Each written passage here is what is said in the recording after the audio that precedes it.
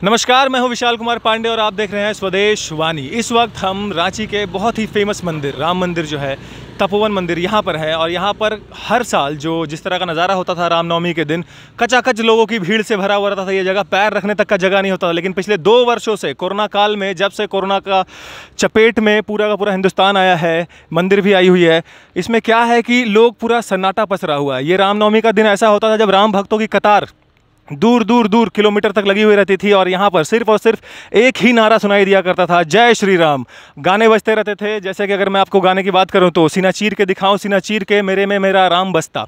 इस वक्त हम मंदिर के जो महाजन पुजारी जी हैं, महंत जी हैं, उनके पास आए हैं। उनसे बात करते हैं और पूछते हैं कि अभी जो बीते 2 साल से कोरोना का लहर है, इस बीच में जो रामनवमी की स्थिति किस तरह की है और पहले कैसी थी, इसके बारे में हम इनसे बात करते हैं। आइए स्वामी जी, सबसे पहले तो आपका बहुत बहुत स्वागत है आप सबों को। स्वामी जी, इस बार की जो रामनवमी है वो आप किस तरह से देख रहे हैं? पिछले 2 वर्षों से कोरोना काल की जो स्थिति रही है, उस वक्त उसके बाद से जो रामनवमी की हालत रही है, मतलब जो भक्त नहीं आ पाते हैं, किस तरह से भक्त मनाते हैं? मंदिर में आप लोग किस तरह से मनाते हैं?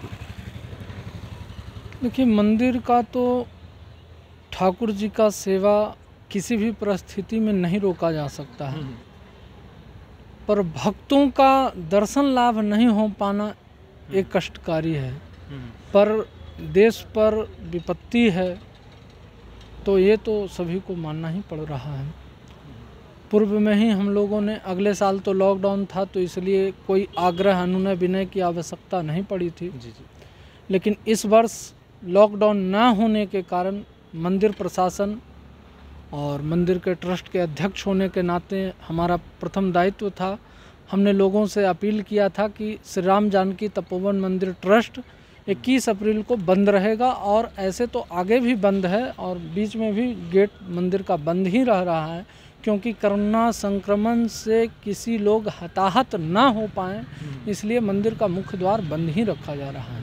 अच्छा, देख सकते हैं कि मंदिर को पूरा सजाया गया, व्यवस्था तामझाम सब कुछ किया गया है, लेकिन भीड़ नहीं है। तो कहीं ना कहीं एक कमी खलती होगी कि अगर कोरोना नहीं होता है तो आज वही सीन 2 वर्ष पूर्व जो सीन होता था, जो माहौल होता, जो नज़ारा होता था, वो देखने को मिलता। तो ये कहीं ना कहीं एक कमी सी रह जाती है।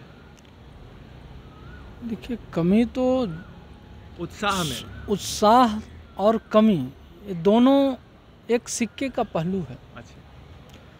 उत्साह, अगर आप प्रसन्न हैं तो आपकी उत्साह है, और कष्ट है तो एक कष्ट अभी हमारे पास हमारे देश पे है, इसलिए हमारी उत्साह हो ही नहीं सकती है कि हम उत्साहित हों। क्यों कि हमारे भाई संक्रमित होकर के हॉस्पिटल जा रहे हैं और हम उत्साह मनाएं तो हमारा उत्साह का कोई औचित्य नहीं बनता है। तो बाबा, इस बार रामनवमी में भगवान श्री राम से आपका क्या कामना है?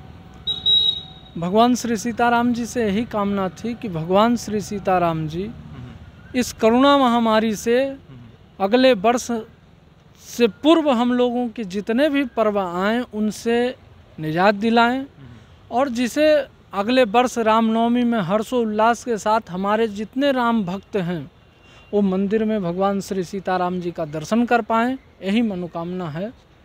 अच्छा बाबा, आप हमारे चैनल स्वदेश वाणी के माध्यम से सारे राम भक्तों को क्या बोलना चाहेंगे रामनवमी के अवसर पर?